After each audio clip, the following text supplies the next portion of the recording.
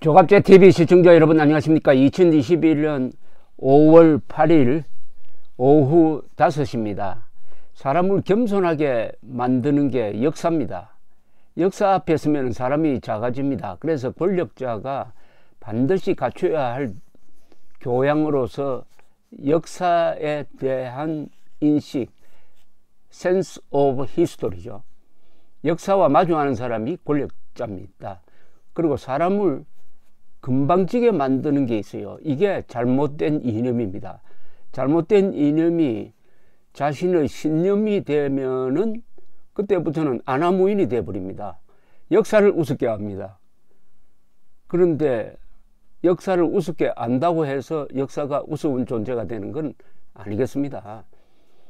대표적인 인물이 이 김명수 대법원장입니다. 김명수 대법원장 앞에는 자동적으로 거짓말쟁이란 수식어가 붙는데, 그러면은 대법원장직에서 물러나야 하는데 물러나지 않고 버티고 있습니다.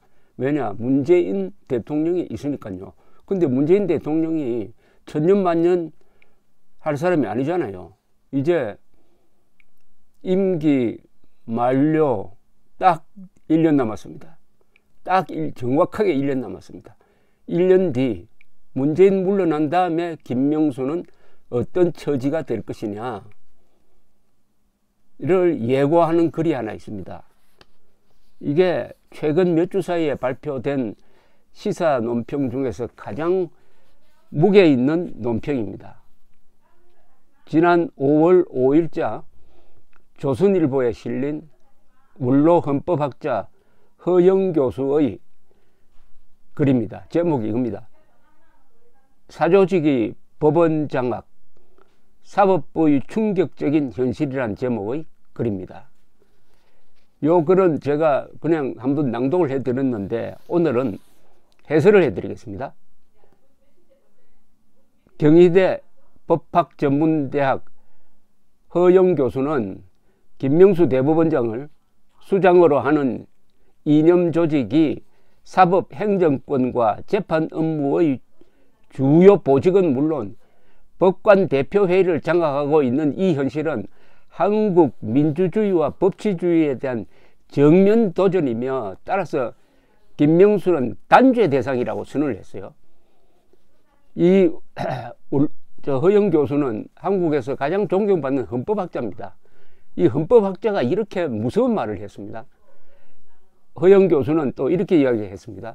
우리법연구회나 지금의 국제인권법연구회는 김명수 대법원장이 만든 이념적인 사조직으로서 사법권 독립의 적신호며 국민에게는 큰 위협이고 헌법이 보장한 공정한 재판을 받을 권리를 훼손하는 일종의 비밀결사체라고 했습니다.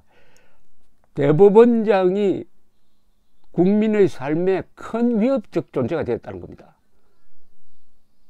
전체 법관의 14%에 불과한 특정 이념 집단 소속 법관들이 사법부를 지배하고 있다는 사실은 우리 헌법이 지향하는 사법권의 독립과는 명백히 배치되는 비정상 상황이라는 겁니다.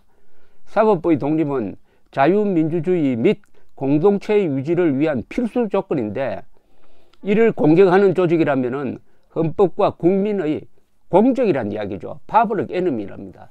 파블릭 에너미 넘버 1이란 이야기가 되는 거죠.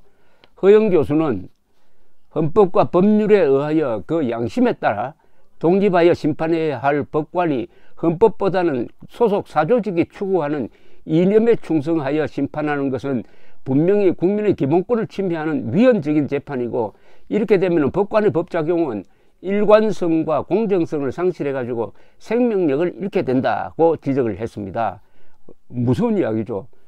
법전을 펴놓고 법정신과 헌법정신에 비춰가지고 공정하고 객관적으로 사실에 기초해가지고 재판을 해야 되는데, 그건 다 물려버리고 자기가 가지고 있는 잘못된 이념, 편협한 이념, 역사의 쓰레기통에 들어간 그런 이념에 맞춰가지고 재판을 한다면은 이게 재판이 되느냐?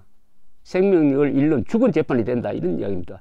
죽은 재판이 된다, 생명력을 잃게 된다고 했어요.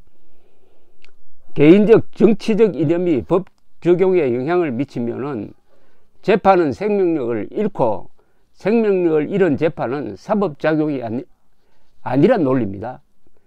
생명력을 잃은 편파적 재판은 일종의 국가폭력입니다. 국가 공권력을 문재인 정권에 충성하는 이 이상한 비밀결사 조직 같은 판사들이 국가 공권력을 조폭 수준으로 전락시켰다, 이런 뜻입니다. 허 교수는 국제인권법이라는 말 자체가 모순이라고 했습니다. 국제사회가 인권선언이나 인권협약 등으로 채택한 인권은 우리 헌법의 기본권으로 보장하고 있는데, 그런 기본권을 떠나가지고 국제인권법은 운운하는 것은 그 실체가 없다는 겁니다. 허 교수는 그렇다면 이 사조직은 도대체 무슨 가치를 추구하는 집단인가 라고 아주 예리하게 물었습니다. 핵심적 질문입니다. 그러면서 이렇게 답을 합니다. 허 교수는 그 사조직에 속한 일부 법관의 정치적이고 반헌법적인 언행이나 재판 실무로 볼 때 우리 자유민주주의 헌법 이념과는 분명히 배치하는 가치를 추구하는 집단으로 보인다고 했어요. 무시무시한 이야기입니다. 그러니까 반헌법적 생각을 갖고 있다는 겁니다. 아니, 판사들이 반헌법적 생각을 갖고 있다면 당연히 탄핵 대상인데, 그런 사람들이 사법부를 장악하고 있으니까 사법부 전체가 지금 반헌법 집단이 되고 있다는 겁니다. 아니, 이 말은 국군이 다 반란군이 됐다는 소리하고 딱 마찬가지입니다. 이럴 수가 있습니까? 이거 참 무시무시한 이야기입니다. 그 단적인 예가 법관 탄핵을 방조한 김명수 대법원장의 반헌법적인 은행과 거짓 해명에 대해서 침묵한 법관 대표회의 행태라는 겁니다. 허 교수는 이들의 가치관에 좌우 이념적 잣대를 들이대지 않고 헌법을 기준으로 삼아 이들을 일단은 자유민주주의 반대 세력으로 딱 묶어버렸습니다. 그러니까 이 글이 김명수의 비참한 말로를 예언하는 것 아니겠습니까? 통상적인 의미에서 반역은 체제 부정과 국가 부정으로 나눕니다. 자유민주주의 체제를 부정하고 독재나 공산주의로 가려는 것은 체제 부정이고, 적인 북한 노동당 정권에 봉사하는 이적 행위는 국가 부정입니다. 체제나 국가를 적대시하고 공격하는 행위는 소소한 반역과 달리 대역 행위로 규정해야 옳을 겁니다. 영어도 대역죄를 하이 트리전이라고 표기를 합니다. 한국의 원로 헌법학자가 김명수와 국제인권법 소속 판사들을 반체제적인 사조직 집단으로 간주해가지고 사실상 대역죄인으로 규정한 셈입니다. 이래도 김명수 대법원장의 말로가 평온할 것 같습니까? 대한민국에 도전하고 자유민주주의에 도전하고 대한민국의 공적이 되었는데, 아무리 권력의 갑옷을 입고 있다 한들 문재인 대통령이 물러난 다음에 김명수가 안전할 수 있겠느냐는 겁니다. 또 안전하도록 국민들과 헌법이 내버려 두는 게 맞느냐, 이런 이야기입니다. 허용 교수는 이 법원 사조직이 이미 한국의 민주주의를 공격하고 있다고 봅니다. 삼권 분립의 나라에서 이 사조직이 지배하는 우리 사법부는 권력 간의 견제와 균형을 무력화시켰고, 정권과 여당의 불법과 비리에 대해서는 호위무사로 변질을 해가지고 사법의 정치화를 가속화시키고 있다는 인식입니다.